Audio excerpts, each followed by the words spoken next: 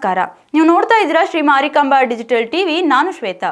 ಬಾಗಲಕೋಟೆ ಜಿಲ್ಲೆಯಲ್ಲಿ ಭ್ರೂಣ ಹತ್ಯೆ ಪ್ರಕರಣಗಳು ಮುಂದುವರೆದಿದ್ದು, ಶೌಚಾಲಯ ಪಕ್ಕದಲ್ಲಿ ನವಜಾತ ಗಂಡು ಶಿಶು ಪತ್ತೆಯಾಗಿದೆ.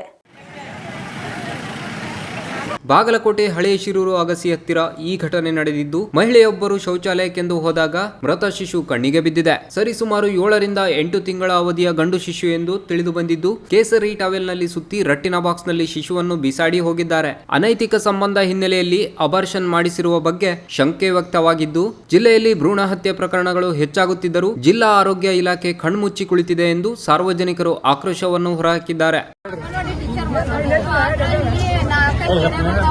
ಎಲ್ಲಾರು ಹೋಗ್ತಾರ, ಯಾರು ಕಾಮನ್ ಗೊತ್ತಾಗಿಲ್ಲ. ಹಂಗ ಏರಿಯಾದಾಗ ಪ್ರೆಗ್ನೆಂಟ್ ಇದ್ದವ್ರು ಎಲ್ಲಾರು ನಮ್ಮ ಕಡೆ ಹೆಸರು ಹಚ್ಚಿ ಹೋಗಿರ್ತಾರ. ಈಗ ಅಕ್ರಮ ಸಂಬಂಧ ಮಾಡಿದವ್ರು ಹಿಂಗ್ ಡೆಲಿವರಿ ಆಗಿ ಹಿಂಗ್ ಹೋಗೋದು ಬಿಡ್ತಾರ. ಅದು ನಮ್ ಗಮನಕ್ಕೆ ಬರುತ್ತಿಲ್ಲ.